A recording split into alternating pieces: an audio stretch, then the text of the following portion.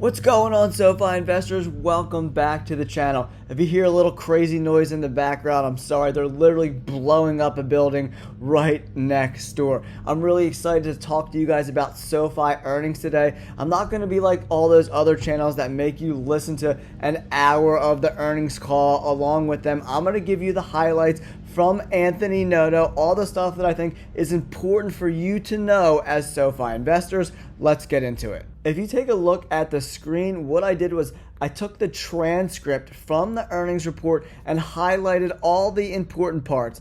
Anthony Noto, in his segment of talking, went over 5 topics. I'm going to go over Chris Lapointe, the CFO's topics, in another video, but I wanted to break the earnings call up into 2 separate videos so you can kind of digest what Anthony Noto says, and then we'll later discuss what CFO Chris Lapointe has to say. So the first topic he talks about, for Q2, adjusted net revenue reached a new record of $597 million, a 22% year-over-year increase. It's really, really good, man.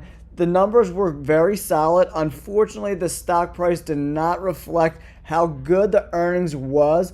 They were good on EPS. They were good on overall revenue. They even gave really good guidance. We saw an increase in the stock price a little bit in the morning, and then once again, it sold off. Okay, combined financial services and the tech platform revenue grew 46% year over year and now make up 45% of total adjusted net revenue, up from 38% 1 year ago. That's really good, right? So the financial services and tech platform are soon going to overcome lending in overall revenue for Sofi. So as time goes on, this business model is getting more and more diverse. Each segment is making more and more money. And the more diverse this business model gets, if one is kind of lagging, the other ones can kind of pick up the slack.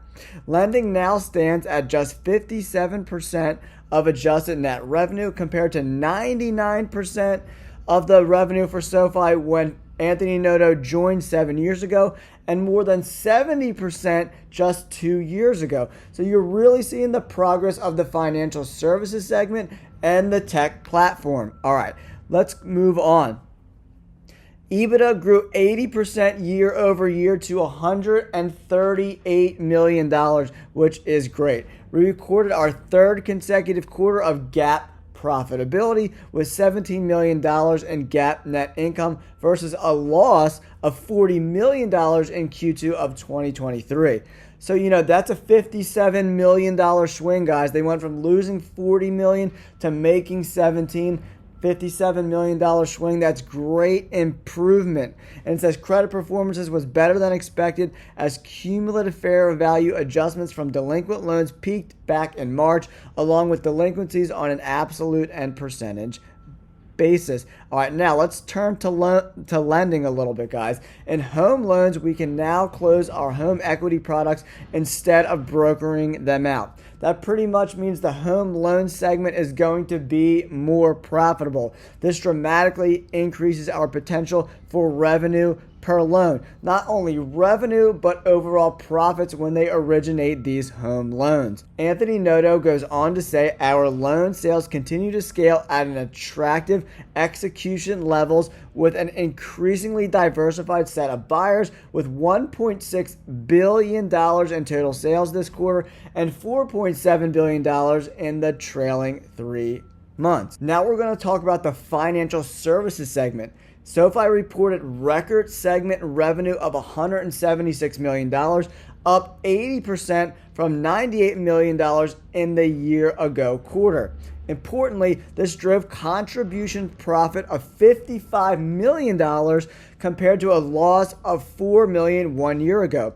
Again, guys, this is another big swing, a $59 million swing from 1 year ago, from losing $4 million to a contribution profit of $55 million. Great stuff from Sofi. Financial services products grew $865,000 in the quarter, up 48% year over year, adjusting our exit from crypto last year.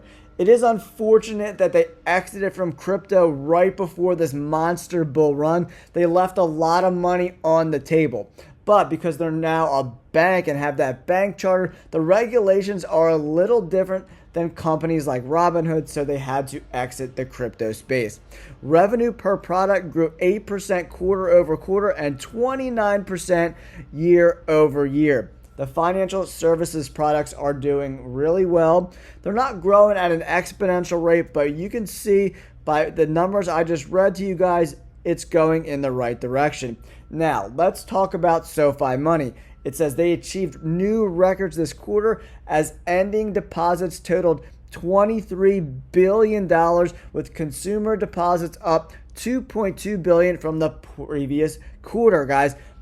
$23 billion is a lot of money in deposits, man. It's a lot of money that SoFi can work with to originate loans. Our credit card and invest businesses remain in investment mode with nearly $100 million in annualized losses. It's not all good in this report, right? Obviously, the credit card and the invest businesses are still losing money right now. But I'm going to do a video later. SoFi offers a really great suite of ETFs, guys. I'm going to go over all the different ones and which ones I like and which ones I don't like. Me in particular, my investment strategy, I want to stay away from the IPO stuff. That's not for me, so I don't really like that kind of investing per se. But if you're into that stuff, they do have that kind of stuff available. Now, let's talk about Anthony Noto's second topic that he addressed in this earnings call, and that has to do with member growth. The growing size of our member base and the number of products they use impact the results we are reporting today. But more importantly, they are the leading indicator of potential revenue growth. More members means more revenue, right? And the more we can cross-sell the members, the ultimately more money we can make as a company, right? And this is also an indicator of profitability, right? More revenue should lead to more profitability if the team can execute. In Q2, SoFi added 643,000 new members and now have over 8.8 active members in the SoFi ecosystem, guys. And they're on pace to break 10 million by the end of the year, which I predicted a few months ago. It's up 41% year over year. We grew products in the quarter by 946,000 to 12.8 million in total. That's up 43% year over year. Great numbers, guys. Great growth in all these different segments. It's great. And that's, again, adjusting from our exit from crypto last year. Nearly 40% of all new products in Q2 were opened by existing SoFi members. So the cross-buy is happening. All these different members are taking this thing and doing that thing and buying another thing and using all the different suite of offerings that SoFi offers to its members. We also see that nearly 30% of new members opened a second product in the first 30 days. All right, guys, now turning to another topic that Anthony Noto discussed in this earnings call, reported strong results despite our conservative posture in lending, giving a 500 basis point increase in benchmark rates over the past 2 years and continued macro uncertainty. Importantly, net interest income reached an all-time high of $279 million, or 82% of lending revenues versus 72% 1 year ago and 45% 2 years ago. These numbers are really important because net interest income is cash revenue. So 82% of lending revenue is cash. Okay, he also talks about our personal loan originations reached a record of $4.2 billion.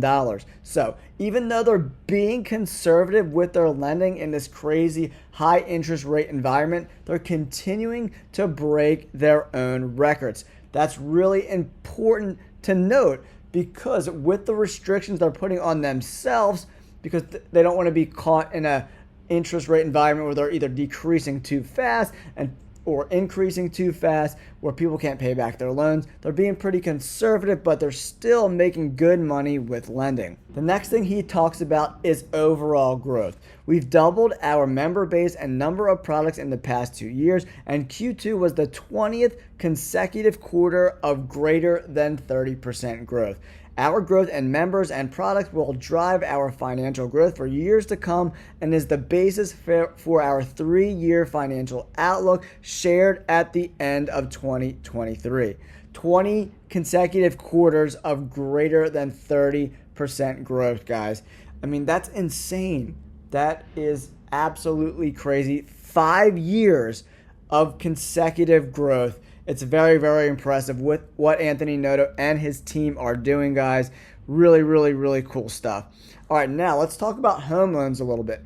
Our home loan originations were their highest since Q1 of 2022, growing 24% quarter over quarter and 71% year over year, despite interest rates at the highest levels they've been in 10 quarters. On top of that, purchase home loan volume was our highest ever, growing 25% from Q1 of 2024 and nearly 100% year over year. Home loans is going to be a huge business for SoFi, guys. I cannot stress how important home loans are going to be in the years to come. Once rates come down, we expect to benefit from our expansion into 3 products in home lending: purchase loans and home equity loans. And the cherry on top, the student loan originations grew 86% year over year. Students are going back to school and they are choosing SoFi for their loans, right? For their really, really good rates. Super important that students are still relying on SoFi and trust SoFi with their student loans. The next thing Anthony Noto talked about in the call was their financial services business, which drove 91% of our new product ads in the quarter. Our invest offerings are getting better and better every day.